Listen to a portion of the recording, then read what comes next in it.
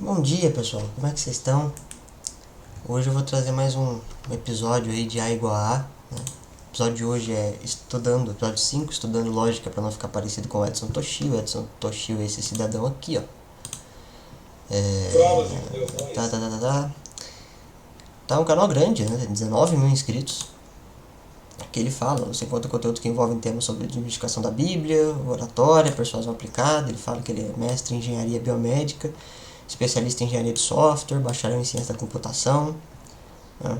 Tem 20 anos aí de experiência com oratória, 10 anos de curso de ensino superior na área de TI, né? Tem mais de 18 mil alunos, né? Muita gente mesmo que acompanha o cara.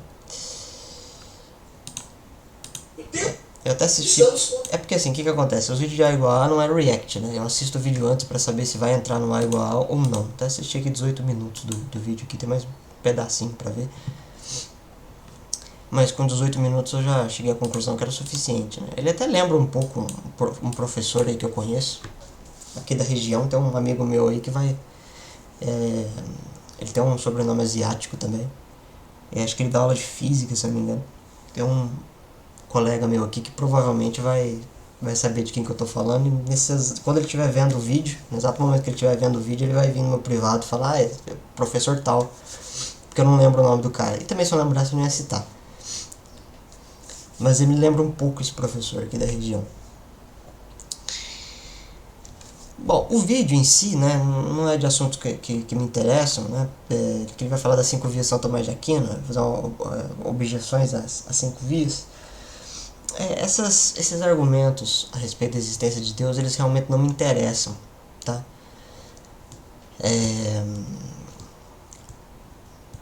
Eu realmente não tenho nenhum afã por esse assunto.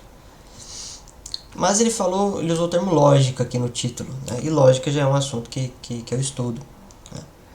Eu realmente não gosto desses... não é que eu não gosto, é que, sei lá, tem vários argumentos bons a respeito da existência de Deus, argumentos lógicos, tá? Só que eles, por exemplo, alguns modais, eles só funcionam em alguns sistemas, ou em um único sistema modal. E aí já não é uma questão de lógica, né? Já é metalógica, já é filosofia, né? De repente esse é o melhor sistema que descreve a realidade, o único sistema que descreve a realidade, ou se não importa se ele descreve ou não, já é um outro problema, já é uma outra história, né? E sinceramente não me interessa muito essas provas assim. Eu até conheço vários, né? Tem do Tomás de Aquino, tem do Anselmo, tem do Craig, tem do Plantinga, tem vários, tem mais até o do Gödel. São todos interessantes, são lógicos no que ele se propõe a fazer, mas não me interessa. A parte de lógica também me chamou um pouco a atenção, porque se você formalizar as 5 vias São Tomás de Aquino, na internet você encontra a formalização delas, das 5. Não teria um problema de lógica ali, né? É mais pelo menos de lógica pura, né? É mais um problema de semântica mesmo, né? Que daí transcende a parte da lógica e já entra na parte da filosofia, né? Então é uma espécie de ponte, né? Vai sair da lógica, você inicia nela, mas aí você vai caminhar até chegar na filosofia. E eu achei interessante o título, né? Porque pura lógica, o que será que quer dizer pura lógica no vocabulário do Edson Toshio, né? O vídeo não ajuda muito a esclarecer, pelo menos até o minuto 18, né? Eu vou terminar de ver esse vídeo aí, mas realmente ele não ajuda muito. Porque se for pura lógica, no sentido que ele vai usar só lógica para fazer objeção às 5 vias de São Tomás de Aquino, ou destruir, né? Igual ele usou o termo, eu coloco até depois irrefutável, né? Com vários fatoriais, piada para poucos. O vídeo ele não, o conteúdo do vídeo não vai muito de acordo com o título do vídeo, porque em vários momentos ele não menciona os temas de lógica e ele entra em outros assuntos, ele entra em assuntos de ciências naturais, por exemplo, né? Então já não é pura lógica, porque ele usou outras coisas. Agora, se for lógica pura, também aí é muito bizarro, né? Aí é muito esquisito, né? Porque o título pode ser só um clickbait, por exemplo, porque a lógica formal pura, né? ela não tem atribuições semânticas muito específicas. Quando ela tem, é uma coisa bem generalizada, tá? A lógica formal pura, vamos dizer assim, ela só se preocupa com a parte sintática da lógica, né? Ela só se preocupa com a parte sintática dos argumentos, tá certo? Só isso, tá? Então, por exemplo, se eu escrever algo pensando numa lógica proposicional, por exemplo, e que tem atribuições semânticas, né? Aí eu escrevo, sei lá, P e Q, se P e Q, então, né, implica, né, condicional aqui, não é o caso de A, ou a disjunção exclusiva aqui, vou usar esse formatinho, ou A, por exemplo. Né? E aí o cara pode perguntar, mas o que é o P, o que é o Q, o que é o A e o que é seria a negação de A, por exemplo. Se eu defino o A, eu já sei o que é o não A. Para a parte semântica, realmente eu preciso explicar o que cada letrinha é, cada átomo lógico tem uma tradução em linguagem natural, né? Da onde vem o resumo para fazer a anotação. Pode ser essa anotação, pode ser aquelas outras, por exemplo, que isso aqui a gente usa isso, ou uma anotação polonesa, por exemplo, enfim, qualquer coisa. Mas na parte formal pura da lógica, isso não importa, tá? Esse P, esse Q, esse A pode significar qualquer coisa, que isso é irrelevante para a lógica formal pura, tá? Lógica pura, que eu vou analisar só a questão sintática dos argumentos, tá bom? Então, assim, os elementos que são estudados na lógica formal pura são argumentos, de modo geral. Então, a verdade das proposições, ela não é muito importante, porque eu não traduzo ela em linguagem natural. Eu vou fazer uma análise de hipótese. Vamos supor que tal coisa seja verdadeira, né? Se isso for verdadeiro, como é que se segue o restante? Ou se isso for falso, como se segue o restante? Ou não se segue o restante? Né? Eu vejo a gente errar isso, sabe? Realmente eu vejo a gente errar isso. Gente que é inteligente, que sabe bastante coisa, mas que erra, porque não estudou lógica, né? Eu já vi gente, por exemplo, que faz matemática, né? E que sabe muito de matemática, estuda lógica na faculdade, mas não é lógica proposicional, primeira ordem, segunda ordem, é lógica matemática. Então, os exemplos da lógica matemática, né, da teoria da prova aplicada à matemática, os entes, os elementos, eles são bem definidos, são entes matemáticos, que precisam de uma boa definição para você saber do que você está trabalhando, com o que você está trabalhando. E aí a pessoa vai ler um livro de lógica formal pura, por exemplo, e acha os exemplos esquisitos, né? O exemplo, por exemplo, Sócrates é uma pedra, né? Toda pedra é um ser humano, portanto Sócrates é um ser humano, né? Não é um argumento inválido, né? Mas semanticamente as proposições são semanticamente falsas, pelo menos as duas premissas. A conclusão é verdadeira. E estranha, e aí já vi gente falar assim, nossa, mas esses exemplos são muito bobocas, o cara não sabe fazer exemplos e tal. Não sabe fazer exemplos, só seu rabo. O cara que escreveu o livro é muito mais inteligente que eu e você juntos, no auge da nossa inteligência. Mas é porque a lógica formal pura não se concentra, né, nesse sistema de linguagem natural. Ela vai construir um sistema, digamos assim, abstrato em notação lógica, e vai trabalhar com a sintaxe disso, tá? Com a aplicação correta das regras de inferência, né? Com um conjunto de axiomas, termos axiomáticos, um axioma isolado, conjunto de teoremas, um teorema isolado, né? Então a prova em lógica formal pura, ela não precisa ser muito extensa. Ela, por exemplo, vamos aplicar modus ponens aqui, ó. Tem isso aqui, aí eu quero provar que isso aqui é verdadeiro, tá? Eu quero provar que isso aqui é verdadeiro. Então o que eu faço? Eu faço a hipótese de que isso aqui é verdadeiro, tá? Agora, se isso aqui é verdadeiro, aplicando a regra, né, vou colocar aqui 1, 2, aplicando a regra de MP, tá, modus ponens, a gente sabe que isso aqui também é verdadeiro, né? Então aí isso aqui já é uma prova, tá? Isso aqui já é uma prova, tá? Mas o que é o A, o que é o não A, não sei, não importa, tá? Porque eu estou preocupado apenas com a estrutura sintática, tá? E não com a estrutura semântica. Então eu não preciso fazer definições onde não cabe. Então, sei lá, isso é bem esquisito, né? Eu achei o título muito estranho, e aí talvez por achar estranho eu quis assistir, né? E aí algumas coisas estranhas também aconteceram ao longo do vídeo, tá? É o que eu vou mostrar pra vocês. Tá, ele fala muita besteira, ele fica fazendo gracinha na frente da câmera e tal. Eu peço que vocês relevem isso, parece que a personalidade dele é essa mesmo. A gente vai se concentrar mais nas proposições que ele usa, tá? Tem vários erros aqui, várias imprecisões que ele usa, ele nem percebe. Eu achei que ele ia fazer algum... As objeções que eu vejo nas 5 vias Santa Magia, que isso é importante pontuar, elas geralmente estão relacionadas à metalógica, né? À filosofia, não à lógica propriamente. E tem algumas de ordem moral também que aparecem, tá?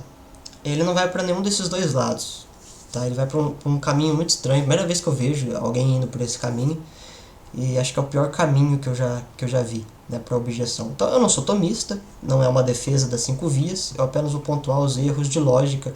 E tem alguns erros de ciência aqui também que ele põe, de matemática, que eu vou pontuar também. E são erros bem bobinhos, mas demandam um certo tempo de explicação. Então eu peço desculpas pela demora do vídeo, mas eu gostaria que vocês prestassem atenção nisso, porque vai ser divertido.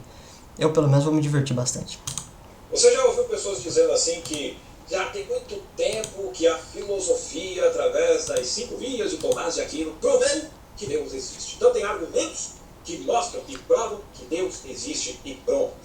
Cara, só por partir do princípio de que precisa de argumento para provar que Deus existe, já prova que Deus não existe. Afinal de contas, se Deus existisse, ele seria auto-evidente. Você não precisaria criar argumentos para tentar colocar Deus em algum lugar ali, entendeu? E normalmente esse lugar aqui já tem um problema, né? Eu já vi muita gente usar isso aqui errado também. Bom, primeiro a sentença, assim, né? Que ele vai falar assim que existe, vamos, sei lá, argumentos para a existência de Deus. Né? Existem argumentos, tal que esses argumentos eles meio que provariam a existência de Deus, né? Uma premissa só, e aí já tem uma conclusão aqui disso, né? Que Deus não existe, né? Eu queria saber de onde é que ele faz que regra de diferença que ele usa. Você fala, João Pedro, mas está simplificando, porque ele explica por que isso acontece, né? Deus não existe graças aos argumentos à existência de Deus, porque se Deus existisse, ele, por ser perfeito, poderoso, etc, etc, ele seria auto-evidente. Mas auto-evidente é um negócio bem subjetivo, tá? Não é uma categoria muito boa de conhecimento para você utilizar, porque existem coisas que são auto-evidentes para mim, por exemplo, que não vai ser auto-evidente para ele, você tá entendendo? Por exemplo, sei lá, isso aqui é auto-evidente para mim, tá?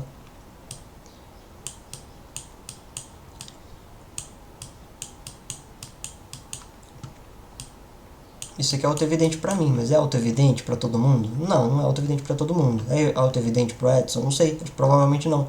Isso aqui, por exemplo, é auto-evidente pra mim, ó. O cavalo. Escreve direito. Tá, isso aqui é auto-evidente pra mim, é auto-evidente pro Edson? Então, sei lá, entendeu? É meio problemático. Em filosofia, existem alguns autores que chamam de auto-evidência. Não uma coisa que se prova sozinha, isso nem faz sentido. Mas autoevidência no sentido de que é um axioma, uma premissa, uma conclusão está muito, muito intuitiva, né? Ou que, sei lá, se de repente você tenta negar ela, você cai em contradição, né? Aí chama de autoevidente, tá? Mas em lógica não é assim que funciona, tá? Essas coisas autoevidentes, elas precisam ser provadas, tá? Isso aqui, por exemplo, existe uma prova para... por exemplo, isso aqui é bem autoevidente também, ó. Mas tem como provar isso aqui, você tá entendendo? Isso aqui é uma instância da não contradição, tá? Mas tem como provar isso aqui, sabe? É possível, você tá entendendo? Provar isso aqui. É possível provar isso.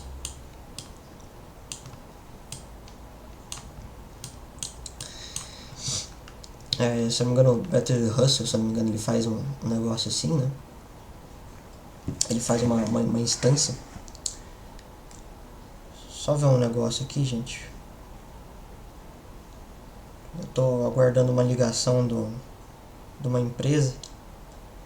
Só que ao mesmo tempo eu tô sendo bombardeado com ligações de spam, tá? Eu tô realmente sendo bombardeado com ligações de spam. Eu nunca sei onde é que eu tô e o que eu preciso fazer. Beleza?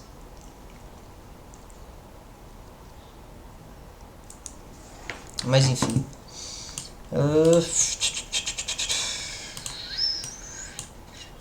Não é o caso. P. Vamos colocar aqui, não é o caso. P.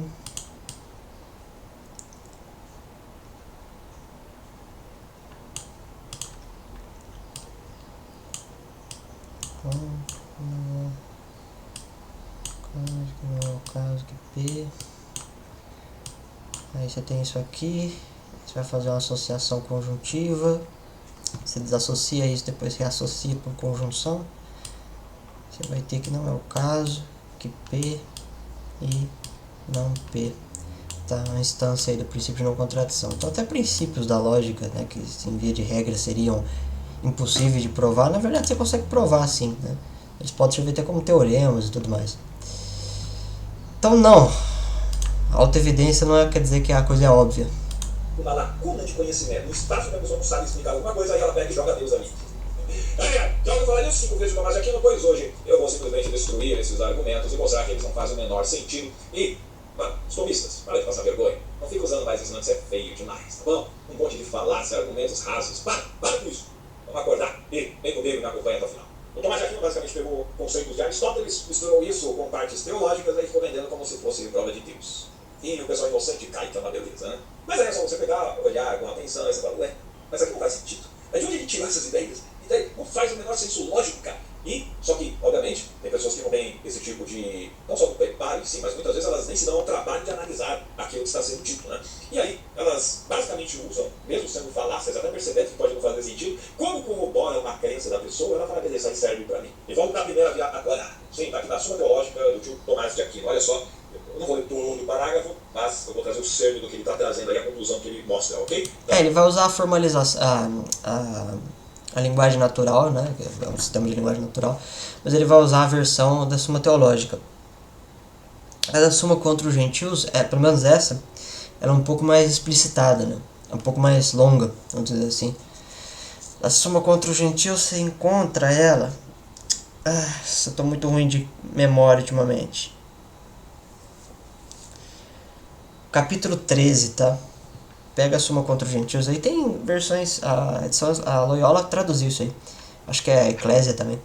Pega em alguma versão em PDF, por exemplo. Você acha na internet. Realmente. Não é tão difícil igual algumas pessoas dizem. O Edson tem razão nisso. É fácil de achar. Mas tá no capítulo 13. E aí você vai lendo ela. Na medida que você vai assistindo o vídeo. Depois, né, se você assistir esse episódio aqui, você pode reassistir o vídeo. Não sei se você vai ter vontade de fazer isso, mas... Deixa aberto lá o capítulo 13 da Suma contra os Gentios. Você vai vendo que algumas coisas que ele fala aqui, o Aquino responde lá no livro, né? Então, talvez essa coisa de pegar o cerne da coisa não seja uma boa ideia. Seria mais interessante ler o parágrafo todo mesmo.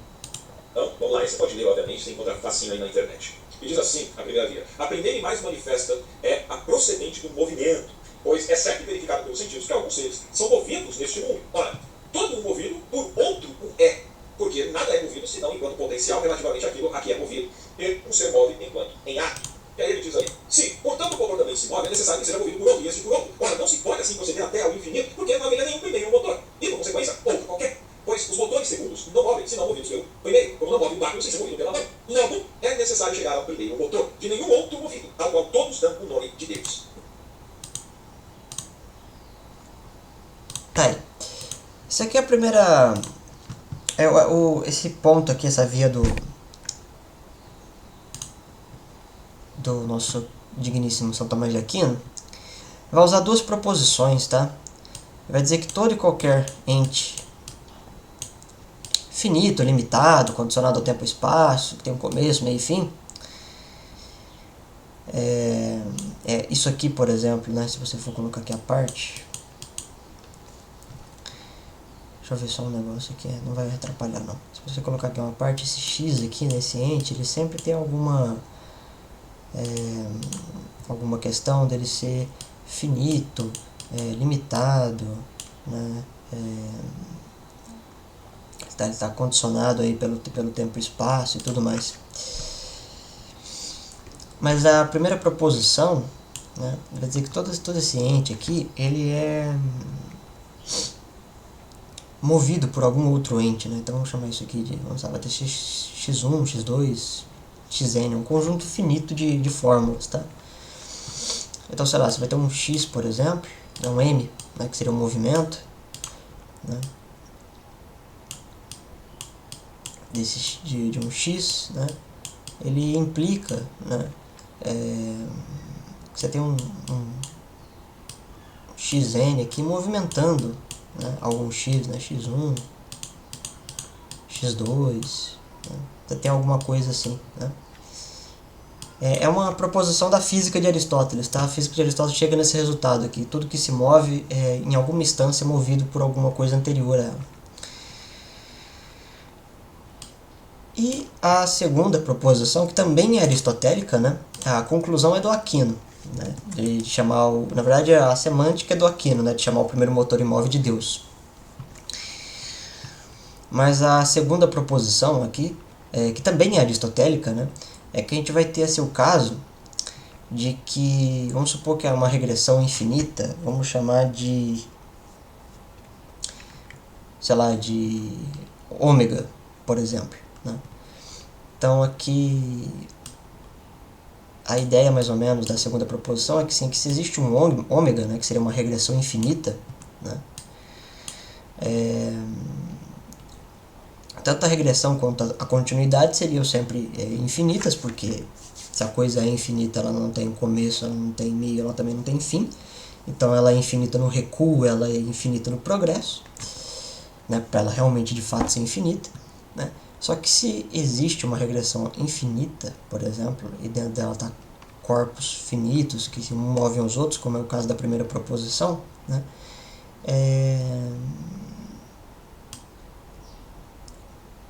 a gente sabe, né, fazendo aqui uma mini indução, né, isso aqui, por exemplo, vai implicar, vamos desenhar o símbolo de infinito, tá? Eu sei, não é assim que escreve, mas vamos fingir que é assim que escreve, tá? A gente vai ter aqui que se a regressão infinita é falsa, né, não é o caso da regressão infinita, a gente tem que isso aqui resulta, né, numa contradição, tá?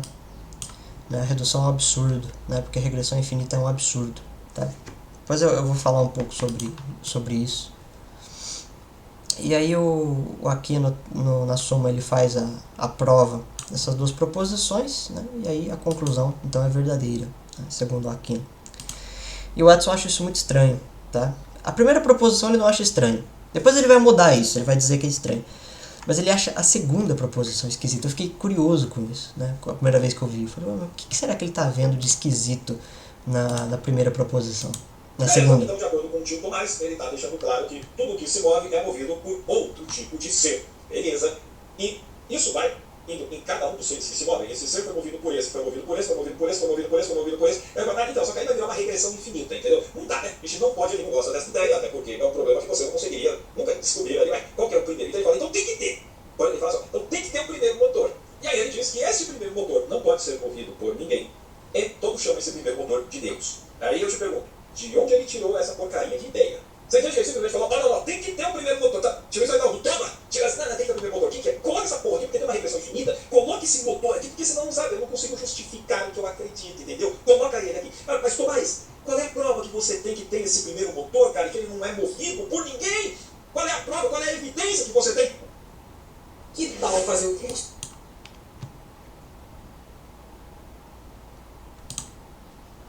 Não tem evidência nenhuma, é que pra mim faz sentido, entendeu? Na verdade tem evidência, ele não tira do toba, Dr. Toshio. Na verdade é até esquisito um cara que é ateu, que provavelmente diz que gosta da ciência e tal, achar absurda a ideia de rejeitar uma regressão infinita. Porque você tem uma regressão infinita, por exemplo, ela não é uma regressão infinita, ela é uma seta infinita, né?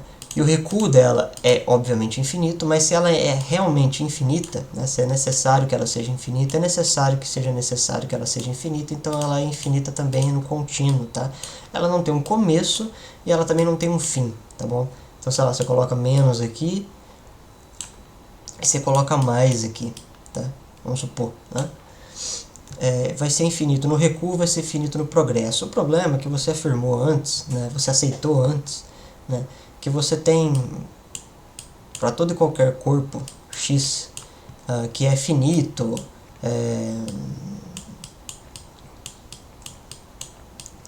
limitado, né, qualquer coisa do gênero, né,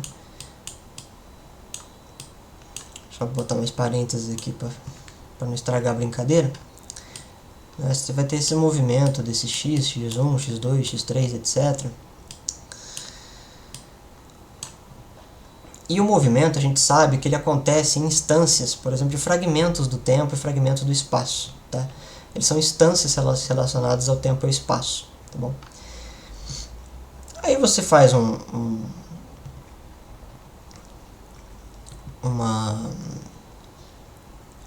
algumas deduções aqui, e você vai chegar, né, se você for fazer as deduções, vamos colocar aqui,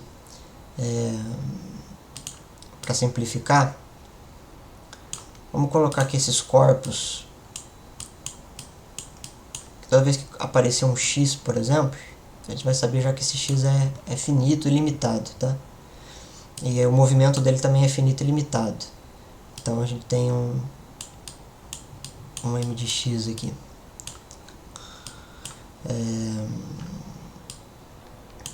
E um motorzinho movendo um outro motor, ou uma outra instância, um outro corpo, né? E aí você faz a desassociação conjuntiva, você vai ter lá o x que é finito, né? Você vai ter um movimento que é finito, né? O problema é que se você estiver dentro de um espaço infinito, num tempo infinito, tá bom? Porque ele é infinito, ele não é divisível, tá? Porque ele é infinito, tá bom? Ele dura para sempre. Então você não consegue decompô-lo até chegar num fim, porque ele é infinito, tá? Então, se assim, o infinito aqui, a gente vai definir o infinito, né?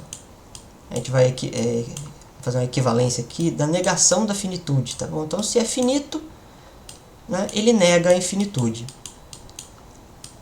E se ele for infinito, ele nega a finitude, tá? O problema é que se você estiver dentro da regressão e do progresso infinito, né, necessariamente necessário, né, o movimento ele não está associado ao fim, tá? Porque você está na infinitude, então você está na negação da finitude. Tá? Então aí você vai ter um não m, tá bom, no seu sistema. E você também vai ter um não x, tá? Porque você vai ter um x aqui, por exemplo, que não é o caso, né? Não é o caso que ele tenha alguma propriedade de finitude ou de limite, porque ou um limite tendendo a algum natural, por exemplo, né? Ele vai ser tendendo ao infinito, ou seja, ele não tem fim.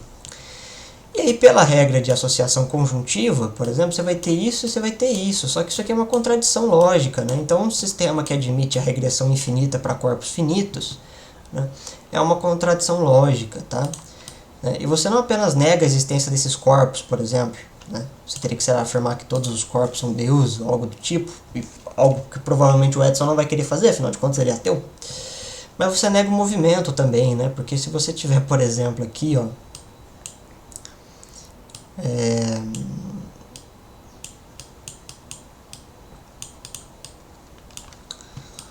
de repente, se você afirmar a regressão infinita, não é só o Aristóteles e o Aquino que estão errados, tá? O Torricelli também está errado, por causa disso aqui, tá? Isso aqui, como é que vocês definem na escolinha, né? Vocês definem por velocidade por tempo, não é? O que acontece é que essa variação de tempo aqui é um tempo final menos um tempo inicial, certo? Só que isso aqui a gente sabe que na sequência na série infinita, né, de regresso e progresso, isso aqui é falso, né? Essas duas coisas são falsas aqui, né? Então, na verdade, o tempo seria não é o caso que tem um fim, menos não é o caso que tem um começo, né? Então, seria não é o caso, aqui seria é o caso, por exemplo, do infinito menos o infinito, né? Isso aqui, o resultado disso é infinito também, né? Porque não dá para ser como zero, né? Então, aqui não tem variação de tempo, na verdade, né? Porque o resultado é igual, né? E aí isso aqui não existe. Se isso aqui não existe aceleração também, né? Então esquece a velocidade, né? Não existe aceleração, né? Essa fórmula não existe. Então isso aqui não existe, o Torricelli está errado, certo? Seria escrever, sei lá, algo assim, ó, por exemplo, né? Mais 2 vezes ΔS. O problema é que o ΔS também não pode existir, porque não vai ter variação de espaço, né? Porque não vai ter como você fragmentar o infinito. Então isso aqui também não existe, né? Então teria que ser isso aqui.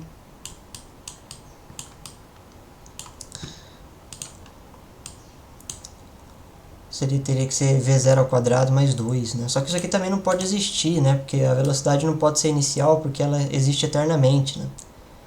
Então teria que ser velocidade infinita, que seria a negação da velocidade, né? Então, portanto, teria que ser só o infinito mais 2. Só que o infinito também não tem como você acrescer o infinito, porque ele já é o máximo, ele já é infinito. Então esse 2 também não pode ser. E a equação de Torricelli teria que ser só dizer que a coisa é infinita, né? Então, assim, não é um bom lugar para ir, né? Não é de bom tom para a ciência negar a finitude das coisas, tá? Porque se nesse caso que o Aristóteles estiver errado, o Torricelli também está errado, e praticamente tudo da mecânica clássica também. Pra mim é lógico, só se for no topa dele, né? E ele não provou porcaria nenhuma, ele só jogou o barato ali, saiu correndo, mas aqui é Deus. Mas isso aí tem nome, a gente chama isso de falácia de petição de princípio. Da Gil, que porra é essa? É quando você já assume como verdade aquilo que você está tentando provar, entendeu? É mais ou menos como eu falo assim, ó, milho faz bem pra saúde porque milho é saudável. Aquele... ele errou o exemplo. Não é uma petição de princípio no caso do Aquino, né? Porque assim, a petição de princípio, sei lá... Santo Padre Pio.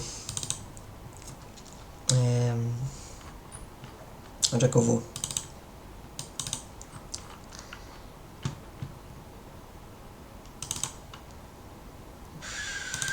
Pega esse livro aqui do Montserrat. Quero ver eu achar agora. O livro é grande. Cadê? Os de Ignorácia Lenk. Aqui, Ignorácia Lenk. Lógica, exemplo. Número. Misericórdia de roca de náusea.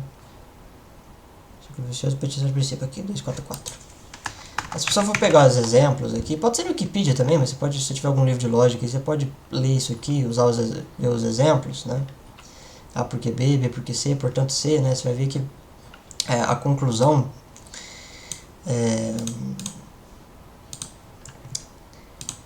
ela basicamente é idêntica à premissa, né? Uma das premissas, ou seja, você toma como verdade aquilo que você quer provar. Você quer provar que C, né? E aí você já coloca que C é verdadeiro na premissa, né? Foi o exemplo ali que o Montserrat usa, né? Ele vai colocar A implica B, por exemplo, né? Ele vai colocar B implica C, e aí ele imediatamente já deduz isso aqui, né? Isso aqui já não pode ser deduzido. Tem um outro jeito de você fazer a dedução, onde isso aqui, a conclusão de C, que é verdadeiro, não é um problema, né? Se você colocar assim, ó, por exemplo, ó, A implica B, a gente sabe que A, então a gente sabe que B, aí depois a gente tem, sei lá, B implica C, a gente já sabe que B, então a gente sabe que C, tá? Então aí isso aqui já seria a conclusão, tá? Você poderia, por exemplo, fazer uma regra de uma prova condicional, por exemplo, colocar assim, ó, A implica em C, por exemplo, né? Ou, sei lá, fazer uma regra de associação conjuntiva, você quer provar que é um conjunto, né? Então você põe AC por associação conjuntiva, né? Tem outro jeito de fazer isso, mas isso aqui, que está do lado aqui, né, na esquerda, é petição de princípio mesmo, tá? Agora, o exemplo que ele usou, né, milho faz bem para a saúde porque milho é saudável, não é uma petição de princípio, porque nem é um argumento, né? É só uma proposição, né? Então, sei lá, todo e qualquer milho, por exemplo, tal que, sei lá, milho faz bem para a saúde, e isso implica que o milho é saudável, né? Isso aqui não é uma petição de princípio, isso aqui é só uma proposição, por exemplo, né? Sim, ele errou o exemplo, tá? Ele errou o exemplo, ele conseguiu fazer isso. Eu já estou colocando essa premissa aí, a conclusão dentro da premissa, tá entendendo? E aí faz com que a pessoa, de alguma forma, ela é verdade, né? Faz sentido, né? Como é que ele prova que esse motor, que todos chamam Deus, é o Deus católico, e não o Deus hindu, que não é Brahma? Ah, isso aqui é legal também, essa parte, ó. Isso eu também posso chegar e falar, o universo, ele auto se move. Aqui ele tem um problema que o Santo Tomás de Aquino comenta também, né? Se o universo auto se move, você vai cair no mesmo problema do movimento que eu falei do Torricelli, tá? Vai cair no mesmo problema. Você vai ter a automovência que seria necessária, né? Então, o todo realmente, inteiramente, ele se automove sozinho, né? Ele por conta própria, né? E aí, dentro desse processo, você vai ter, e ele assumindo a regressão infinita e a progressão também, né, você vai ter um movimento que ele ocorre antes de acontecer. Então imagina assim o caso de uma bala de um revólver atingir uma pessoa antes de sair do tambor, por exemplo. Faz sentido? Não faz sentido, mas ele não pensou nisso, né? Dizer que a coisa se automove gera esses problemas. Ele não pensou nisso. É automovido, ninguém o move, ele tem isso naturalmente. Não tem ninguém que faça isso, não tem um primeiro motor, o próprio universo promove tal coisa. Assim, ele pode falar uma coisa dessa sem evidência nenhuma, eu também posso trazer isso sem evidência alguma. A grande diferença é que eu ainda mostro que o universo existe e que as coisas estão acontecendo. Agora, me mostra o Deus aí, onde ele está? Cadê? O que ele está fazendo? Pior ainda, porque como é que ele prova que é o Deus dele? Aliás, as 5 vias não servem para provar a existência de Jesus Cristo ou do Deus Pai e tal. Na verdade, são 5 vias para admitir que o motor imóvel é Deus, né? A questão do Deus Uno, do Deus Trino, Deus da Bíblia, é um outro tópico da Suma Teológica e da Suma contra os Gentios, né? 5 vias, mas o Aquino nunca usou elas para isso, né? Ele deixa bem claro isso na Suma contra os Gentios.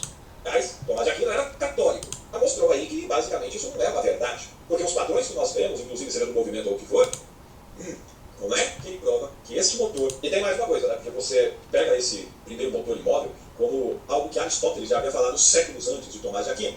E a visão de Aristóteles é que o universo ele era todo ordenado, harmônico, criado para um determinado fim. Não, isso não é verdade, tá? Ele realmente tinha ordem, porque a ordem sempre aparece, né? De alguma maneira, às vezes é até espontâneo. Não é harmônico, ele rejeitava isso. Se tivesse falado que era o Pitágoras que afirmava isso, aí tudo bem. Mas não era o Aristóteles que dizia isso, tá? O Pitágoras e o Platão sim, o Aristóteles não. Porque a noção de movimento de Pitágoras e Platão é um pouco mais extensa que a noção de Aristóteles sobre a relação do movimento. E determinado para um fim é até um fim mesmo. Chega uma hora que esses corpos, não o universo inteiro, mas o firmamento que a gente nem vê, mas os corpos eles acabam se destruindo, né? Eles acabam entrando em corrupção e eles acabam tendo um fim, né? E as coisas realmente tendem a levar ele para um fim. Tendem a levar para um fim, porque se não levasse para o fim, ele não teria fim. Como tem um fim é porque a coisa se desencadeou até esse colapso. Sim, entendeu? Só que a ciência moderna já mostrou aí que basicamente isso não é uma verdade. Porque os padrões que nós vemos, inclusive seja do movimento ou o que for, eles surgem inclusive do próprio caos. Isso sem precisar de nenhum empurrão, entendeu? Por exemplo, você tem flutuações quânticas que acontecem de forma totalmente espontânea, natural, dentro de um vácuo quântico. Ou seja, não existe a ideia do que o pessoal gosta de falar, do nada, não existe. Na verdade, isso não é verdade, tá? Ele não sabe matemática também. Na verdade, as flutuações quânticas, tá? Elas são causadas, né? Elas têm uma causa, elas são aleatórias do ponto de vista probabilístico, ou seja, você não consegue prever muito bem quando que ela vai acontecer, tá? Partículas não relativísticas é um pouco mais fácil de fazer isso, mas as flutuações quânticas aqui, na verdade ela é hipotética, né? Muita gente fala que vê por experimento, na verdade a gente vê modelos que casam bem com a definição de flutuação quântica, tá? Mas ela ainda é hipotética. Então a gente tem algumas partículas hipotéticas, ainda não foram provadas, né? Na verdade essa aqui foi, tá? Os gluons já foi provado, tá? Esses gluons aqui, eles vão resultar num bóson de Higgs, tá? Que ainda é hipotético. Em 2013, não. Ao contrário do que muita gente diz por aí, bosteja por aí, o bóson de Higgs ainda não foi provado, tá? Encontrou-se uma partícula que casa muito bem, não em tudo, mas uma probabilidade alta, com as definições do bóson de Higgs, tá? Mas não é uma prova definitiva de que aquela partícula que foi vista é o bóson de Higgs, tem alguns problemas. A Atlas também identificou alguns anos depois, acho que em 2022, né? Uma outra que até tem uma probabilidade maior de ser o bóson de Higgs, mas ainda não é 100% de certeza, tá? E aí isso emite, né, um quark top também, que é hipotético, né? Porque a massa dele decai muito e aí você não consegue observar, né? Então a prova que ele existe é que a gente não consegue ver.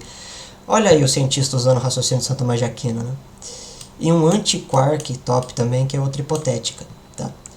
Essas flutuações podem acontecer no vácuo, não necessariamente, mas podem acontecer no vácuo quântico, tá?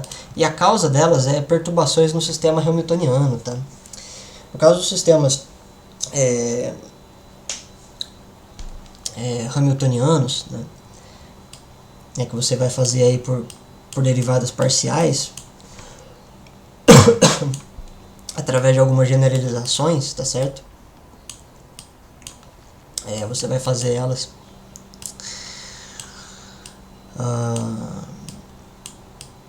numa estrutura. Só escrever aqui rapidinho.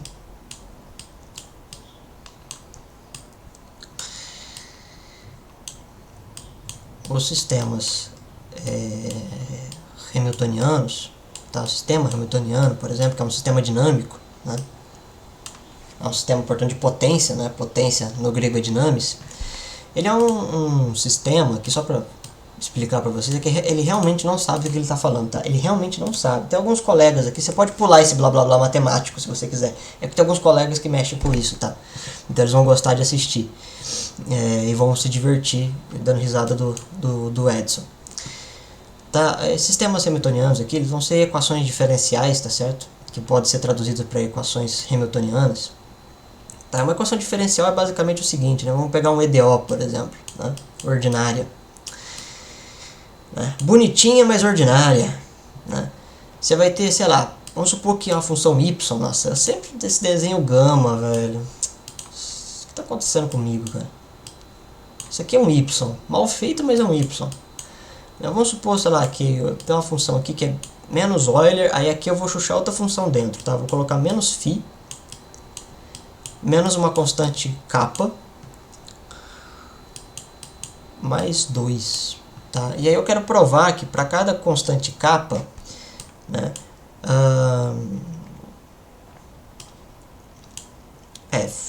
vai sair gama, né? Não tem jeito. É um tique meu. Agora você é um x. Que tristeza, cara. Vai, a derivada disso aqui mais a função y é igual a 2. Né? Eu quero provar que isso aqui, né, para cada capa resulta em 2. Tá? Aí vai fazer a diferencial aqui. Uma diferencial simples, tá? Isso aqui é uma diferencial básica. Né?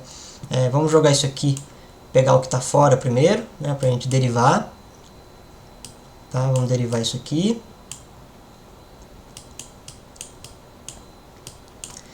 Derivando. Tá? O próprio Euler negativo aqui do φ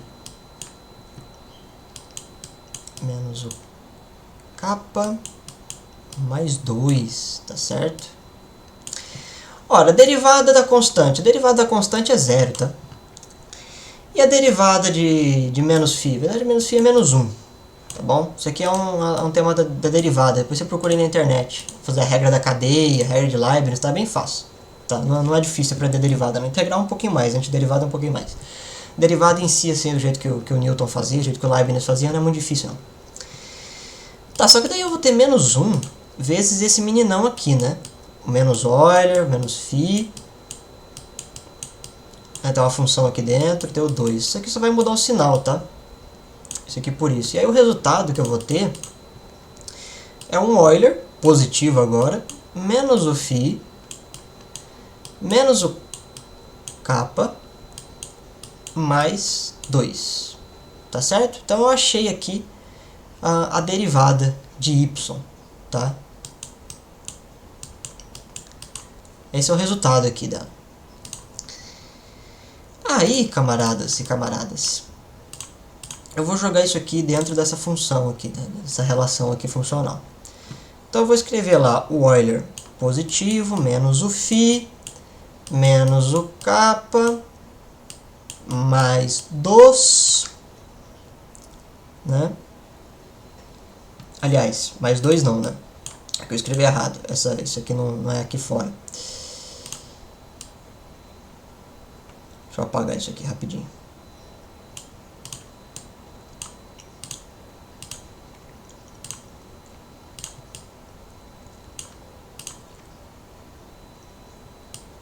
Mais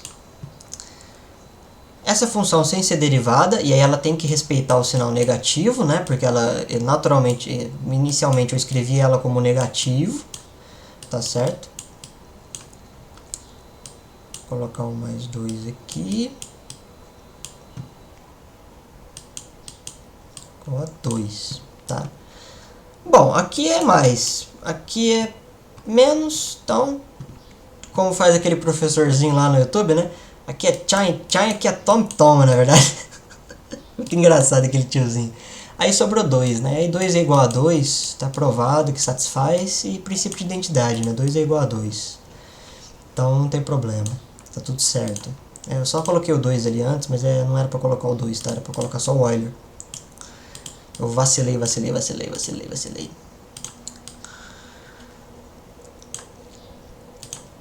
Isso é um tipo de diferencial, né? E aí isso pode ser traduzido para matemática, para os modelos do Hamilton, para o Hamiltoniano. E isso apresenta duas estruturas, né? Ele apresenta esse sistema hamiltoniano do caos, ele apresenta dentro da ordem da topologia simplética, né? A topologia simplética vai sempre ser uma relação, não um par de M, né? Onde esse M ele é uma diferenciável, né? Com um ômega, né? E esse ômega aqui é uma forma diferenciável, né? Então essa primeira parte aqui, ela localmente ela tem uma atribuição euclidiana, parece um espaço euclidiano. Não se comporta no macro assim, mas localmente se comporta. Isso aqui vai ser uma generalização a partir de um espaço vetorial tangente de M, tá? Tal que isso aqui vai ser sempre diferente de zero, tá? Essa topologia simplética. Aí tem uma generalização da simpletomorfia, né? Que você pode procurar aí em alguns livros de dinâmica de geometria simplética, que vai ser o sistema de Poisson, né? O sistema de Poisson ele vai generalizar a simpletomorfia, tá? Então isso acontece dentro do espaço hamiltoniano. Por quê? Porque daí você vai ter as causas dessa flutuação, né? Você pode tomar a estrutura das cordas, que é hipotética também, mas você pode tomar, por exemplo, os gravitons, né? Que eles carregam uma conservação de energia gravitacional, tá? De potencial gravitacional. Tá? Muita gente fala aí errado na mídia, né? Alguns canais aí de divulgação científica, que o princípio da incerteza do Heisenberg é uma contradição, né? Ele é a negação da conservação de energia, né? Por exemplo, no graviton, né? Mas isso é falso, na verdade ele não viola isso, né? Porque como existe uma constante, né? Isso aqui que eu escrevi aqui, isso aqui é sempre constante na invariante do tempo, tá? Então o resultado vai ser sempre o mesmo, tá? Vai ser menos esse, vai ser mais esse, menos esse, e vai ficar assim constantemente até chegar no equilíbrio, tá? Então não é uma violação da conservação de energia. Então não acontece espontaneamente, precisa ter um empurrão que é a conservação de energia. Então onde é que vem essa força, essa conservação de energia? Olha, pode estar dentro desse unidimensional das cordas, caso exista, e se existir, ela pode ter vindo de um outro lugar também, né? Então você está indo numa regressão para tentar encontrar a origem de tudo, né? A teoria de tudo. Então ela não é aleatória no sentido que ela aparece do nada e some do nada, tá? Aleatório, o caos de Heisenberg, o caos de Planck, o caos do próprio Hamilton, ele não significa que ele é desordenado, ele significa que ele é um arranjo natural, tá? Ele é um arranjo da coisa, interagindo com outra, então tem relação de causa. Isso não fornece provas da origem disso, a coisa tá ali, você começa analisando ela assim, é probabilística, tá? Você vai ter que usar algumas entropias aí, entropia de Shannon, de Kolmogorov-Sinai, que é uma conta bem grande. Depois você vai passar esse Hamilton na transformada de Lagrange, tá?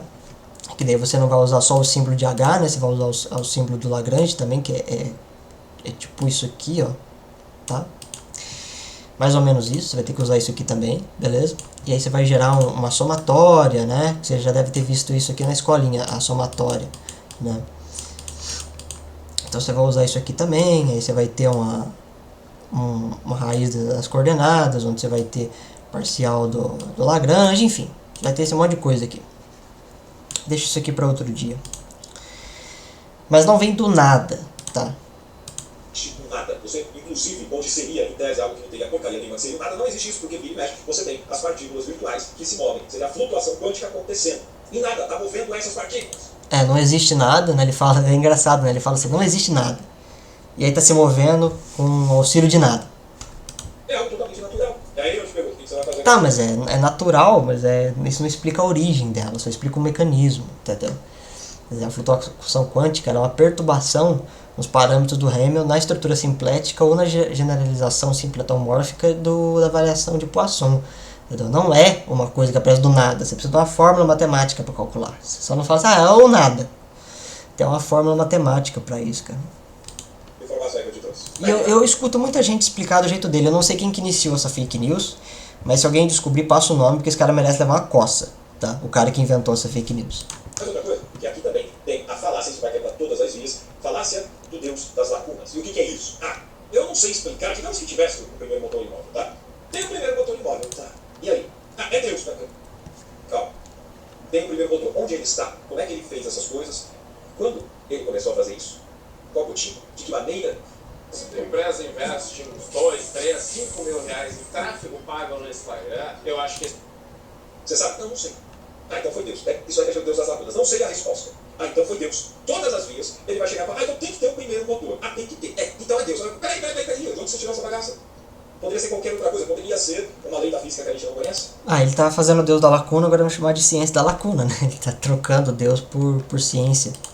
E pode ser, tendo descobrido a primeira via, vamos para a segunda via. Em outras falácias aí a gente vai falando também. Vamos lá. A segunda via procede da natureza da causa eficiente, pois descobrimos que há certa ordem das causas eficientes dos seres sensíveis, porém não concebemos, nem é possível que uma coisa seja causa eficiente de si própria, pois seria anterior a si mesmo. O que não pode ser? E aí ele diz lá, procedemos ao infinito, não haverá primeira causa eficiente, nem efeito último, nem causas eficientes médias, o que evidentemente é falso. Logo, é necessário admitir uma causa eficiente primeira, a qual todos dão o nome de Deus. Cara, essa é a pessoa fala, você quer prova de Deus, não? Olha o que eu quero repetindo de novo. Aí ele diz, tudo tem que ter uma causa. Só que, se tudo tem que ter uma causa, Deus também teria que ter uma causa. Aí. Não, cara, a definição não é essa. A definição, tudo que é contingente tem uma causa. O incontingente é a negação da causa, porque ele já é a causa das outras coisas. Pelo amor de Deus, cara. Tá no texto aí que você pegou pra ler. A falácia do apego especial. Não sei o que é isso. Simplesmente assim. Não é uma falácia da alegação especial, porque tá na premissa. Eu crio uma regra. E digo, todos se encaixam nessa regra, entendeu? Só que aí quando vem uma coisa que eu mostro pra você, mas aqui tá quebrando a tua regra, você fala, tá aqui. Isso é top, entendeu? É tudo menos isso. Você não falou isso. Mas sabe, faz aquilo. Nem nada. Terceira via, tipo, aquilo. Diz assim, a terceira via procedente impossível e necessário é a seguinte: vemos que certas coisas podem ser e não ser, podem ser geradas e corrompidas. Ora, impossível é existir sempre todos os seres de tal natureza, coisa que pode não ser, algum tempo não foi. E ele diz assim, logo nem todos os seres são possíveis, mas é forçoso que algum tenha eles, seja necessário. Ora, tudo que é necessário ou tem de fora a causa da sua necessidade, ou não a tem, mas não é possível conceder ao infinito, ele gosta de falar isso, porque você vai cair nesse problema lógico, tem que colocar a falácia. Não é um problema lógico. É um problema lógico você afirmar que você tem uma seta infinita. Mas não é possível conceder ao infinito os seres necessários que tem a causa da própria necessidade, como também não é nas causas eficientes, como já se provou, como eu vou aqui uma de você. Por onde é forçoso admitir um ser por si necessário, forçoso admitir um ser por si necessário, não tendo de fora a causa da sua necessidade, antes sendo a causa da necessidade dos outros, e a tal ser, todos chamam Deus. Aqui, Tomás de Aquino cai na falácia da composição. O que é a falácia da composição? É basicamente você assumir o seguinte, que só porque uma coisa é verdade para as partes... Não é uma falácia da composição, é uma intersecção de conjuntos, cara. Você tem a intersecção de um conjunto X, por exemplo, que ele é descrito em alguns elementos aqui, que seriam os elementos, digamos, os movidos. Ele está em intersecção com outro Y, tá? De tal maneira que esse Y é uma descrição de um outro conjunto finito de fórmulas, que também tem alguns predicamentos parecidos, e aí você tem uma relação entre os dois conjuntos. Tá? Falar da composição é quando não tem relação. E aqui ele explica corretamente a falácia, mas eu não sei o que tem a ver com essa via, realmente. Você assumir que isso também é verdade para o todo. Por exemplo, se eu dissesse que cada tijolo dessa casa é leve, logo, toda a casa é leve. Mas não faz sentido nenhum. Se eu falasse assim, por exemplo, todas as peças do relógio são pequenas, logo, o relógio todo é pequeno. Mas como é que o Tomás de Aquino fez aqui o uso dessa falácia? Ele basicamente assume o seguinte, que já que as coisas que ele consegue observar dentro do mundo perceptível tem alguma causa, então ele extrapola que o universo inteiro precisa de uma causa. Imagina que eu chegasse e falasse assim, no átomo não tem vida. Então, um ser composto de vários átomos não tem vida. Então, peraí, quem disse que as regras do nosso mundo físico vão se aplicar no universo completamente? Ué, caralho, o universo não é físico? O universo é o quê? É um reino espiritual? É os portões de Sansara? Olha como é que essa proposição não faz sentido, cara. As regras do físico não se aplicam necessariamente ao universo. Tá, mas os universos não são descritos por modelos físicos? Você não citou as flutuações quânticas, que são medidas por um modelo de mecânica, de física, um modelo de mecânica hamiltoniana. Tem lá um modelo matemático, de parte simplectomórfica que eu mencionei, mas são modelos físicos. Né? Nada do que ele fala faz sentido, cara. Nada do que ele fala faz sentido. Isso não foi provado em momento nenhum. E tem outra, né? De novo, o Tomás mete Deus aí, Deus necessário, do nada. Porque ia cair na regressão infinita. Não, então é necessário ter alguém necessário. Tá, isso aqui eu já mencionei, né? A regressão não é um problema. Assim, nela se encontra em proporção maior e menor do bem, na verdade, a nobreza e outros atributos semelhantes. Ora, o que é maximamente tal em um gênero é causa de tudo que esse gênero compreende. Assim, o foro maximamente cálido é causa de todos os cálidos, como no mesmo lugar se diz. Logo, há um ser, causa do ser, e da bondade, e de qualquer perfeição em tudo quanto existe, e chama-se Deus. Mas também é um fútil, comentando as outras falácias, mas tem uma aqui interessante. A gente chama da falácia da generalização apressada. Ou seja, basicamente, ele tira uma conclusão gigantesca com base em pouquíssimas informações. É mais ou menos como eu falo assim, ó. Eu conheci 2 alemães chatos. Então todo alemão é chato. Generalização tem não. E como que o Aquino faz isso? Ele olha as coisas da Terra e diz, algumas são melhores do que as outras, não? Tem graus de perfeição ou de bondade, entre outras questões. E aí ele pega e conclui, caramba, tem que ter, então, um ser perfeito que serve como referência para essas perfeições. Na verdade, o argumento não é esse, tá? Se você voltar lá no texto e você ler corretamente, ele vai dizer que tem graus de perfeições na unidade do real. E se a regressão ao infinito não for possível, como a gente mostrou aqui, você vai chegar num grau definitivo de perfeição. Esse grau definitivo de perfeição, São Tomás de Aquino chama de Deus. É basicamente esse o argumento. Tem absolutamente nada a ver com generalização. Você tirou com base em quem? Qualquer outra coisa também. Eu vou além. Olha de novo o que ele disse na finalização. Portaria. Logo, há um ser, causa do ser, e da bondade de qualquer perfeição. A causa da bondade. Uma coisa tem causa. Tudo quanto existe, chama-se Deus. Da bondade. Ele era católico. E ele estava defendendo a existência do Deus dele. Por acaso, na época, Tomás de Aquino dominava ali vários países, ok? Ele teve que estar alguma coisa lá. Então, vamos lá. Esse Deus aí que está falando, que é a bondade, o exemplo de bondade de perfeição, é o mesmo Deus que ensinava o seu povo escolhido a escravizar os outros povos, inclusive como escravizados para sempre. É o mesmo Deus que trata. Nossa, será que a Bíblia dele não veio faltando o ano do jubileu? A mulher com propriedade dele, que tem a misoginia, o trato com as mulheres, desde gênero. Agora já começa discurso norme, né? Misoginia. Cara, todo ateu que eu conheço é full norme, velho. Esse que é o ponto. Então ele não é ateu, sabe? Ele só acredita na religião do marxismo. A diferença é que um católico ou um protestante como Plantinga, por exemplo, ele sabe matemática, né? O Marx, pelo que parece, não. Os naturais que carecem de conhecimento operam em vista de um fim, o que se conclui de operarem sempre ou frequentemente no mesmo modo, para conseguir o que é lógico, do resultado que chegam ao fim não pelo acaso, mas pela intenção. Mas os seres sem conhecimento... Ele não deve saber o que significa tensão em São Tomás de Aquino, fica vendo. Tendem a fim sem serem dirigidos por mente conhecedora e inteligente, como a seta pelo arqueiro. Não, há um ser inteligente, pelo qual todas as coisas naturais se ordenam ao fim, e a que chamamos Deus. Chegamos aqui na última via de Tomás de Aquino, a outra falácia que o tiozinho cria, e que o pessoal lá do design inteligente gosta bastante de usar também, né? Quer dizer que o universo, a vida, não foi projetado por um grande arquiteto. Alguém inteligente tem que ter feito isso. Esta é a explicação mais elegante e coerente que se tem para as coisas do universo. Caraca, né? E trabalhar com a porra linda. O simples fato de alguém pegar e falar, isso aqui parece organizado. Então foi alguém inteligente que organizou isso. Me mostra quem é alguém inteligente. De onde você tirou isso daí? Cadê? Beleza, me mostra. Qual a evidência, qual grama você tem? O que justifica você pegar aquelas coisas como se fosse uma verdade? Cadê? Deixa eu analisar. O ordenamento ali da inteligência, no caso do Aquino, ele coloca assim, né? Quer dizer, toda a ordem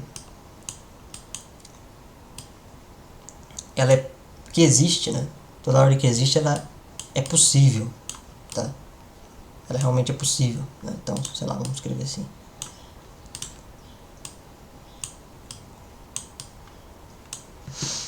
E se ela é possível, ela é necessariamente possível, em algum mundo possível, em relação com acessibilidade ao nosso mundo, né?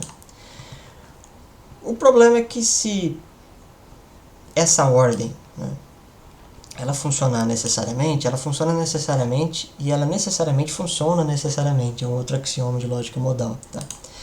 O tema da criação, na verdade, que ele usa o termo intenção aqui na tense está relacionada a ali no caso, na intenção do ordenamento, está relacionada a uma coisa que ela vem da natureza, só que isso não é a causa última dela, né? Isso é a causa material e formal dela, né? Agora, a eficiência da passagem de potência para átero acontece por alguma outra coisa, né? Agora, o que não é inteligente, né, o que não é ordenado, não produz uma ordem. Essa ordem já está em potência, você não cria a ordem do nada. E a resultante é que alguma coisa inteligente fez um ordenamento inteligente. O caso São Tomás de Aquino chama de Deus, mas tem gente que dá outros tipos de nome para isso. Consegue não, né? Para variar, o que? A imensa maioria dos criacionistas daqueles que defendem o design inteligente, mas o design depende, o design de gambiarra só pode ser, né? Porque isso aí, quando você analisa de verdade o universo da natureza, essas coisas todas, você vai ver essa perfeição, essa organização, não tem isso. E aí, você vai ver que, mas, obviamente, você vai ver gambiarra evolutiva muito melhor explicado, do que você pegar e falar que foi um Deus inteligente que projetou aquilo. Aí fala, é bicho burro, né? Só se for, bicho competente. Aí isso aí, quando a pessoa não sabe explicar alguma coisa, é o que eu comentei, é a falácia do Deus das lacunas, usada continuamente pela galera desse design inteligente, que tem para as linhas de pesquisa, o pessoal vai falar que tá na ciência, o cara é uma pseudo-ciência, que não traz nada de prova coisa alguma, foi pensado muito juntos, potentes, próprios, cara, e que não prova nada. É incrível isso, não serve nem para a nossa mental. E basicamente, Deus das lacunas é quando a galera não tem conhecimento específico, a ciência não tem mais resposta ainda, a ciência diz, eu não sei, você não sabe quem também é Deus. Ao nível de infantilidade disso daí, de preguiça, né? Então, por exemplo, a gente fala, nós não sabemos o que se causou o Big Bang, o que teria feito isso, nós não sabemos. Não foi Deus, cara. Se você não sabe, foi Deus. E como é que o moleque basicamente faz isso? Ele olha os padrões da natureza, interpreta mais ou menos igual. Aqui vai ser só blá blá blá, né? Se não fosse a coisa criada de forma mirabolante, a ciência não tinha nada a ver. Gente, ele poderia ter feito outra forma de explicar aquilo, né? Mas vamos lá, digamos que ele existe. Isso é enganoso, isso é de mau caratismo, cara. Isso. Se você acredita. Isso é mau caratismo, né? Você alegar infinitude num espaço hamiltoniano limitado é bom caráter. Tá, as pessoas continuam acreditando, mas fica dizendo que tem prova, fica apresentando essas coisas estúpidas, beleza? Eu sei que tem gente que fala, nossa, mas foi um trabalho que ele fez, tá porra lá. Não, mas que coisa enganosa, tem que ficar elogiando isso. Então a gente quer encontrar, né? Querendo a teocracia, teologia do domínio, carinho do poder, não pode, cara. Isso só estraga o país. Qual Deus seria? Digamos que fosse o Deus da Bíblia. Seria qual? O Antigo Testamento, aquele genocida, misógino, aquele malcão que vai destruindo a galera, fazendo os outros comer a carne dos próprios filhos e tudo mais. Ou seria o Deus do Novo Testamento, que você fala que é amor, mas ele prepara o inferno para você caso você não faça o que ele deseja. Aquele psicopata narcisista lá no campo. Qual Deus seria? E para fechar aqui, mais uma vez, primeira via, você tem várias falácias, mas o que destaca aqui, a falácia de dimensão de princípio. Ele assume que precisa de um primeiro motor imóvel sem colocar nenhuma. Na segunda via, aí vai todas as coisas. Aqui você vai recapitular, né? Então acho que é isso, cara. É o tipo de vídeo que aparece na minha trend, cara. O algoritmo do YouTube me odeia profundamente, já deixou bem claro que ele não gosta de mim. Eu não sei porquê, eu não sei o que eu fiz pra ele, mas não se pode ter tudo na vida, né? Mas aí comenta o que você achou, né? O que você achou do comportamento do Edson, né? O que você achou da nova teoria física que ele desenvolveu aí, uma simplectomorfia infinita aí, como é que funciona, como é que a gente calcula, né? Se tiver alguma proposta de fórmula aí pra isso, manda aí pra gente conversar. Tchau, gente, eu tenho compromisso agora. Até já me demorei no compromisso.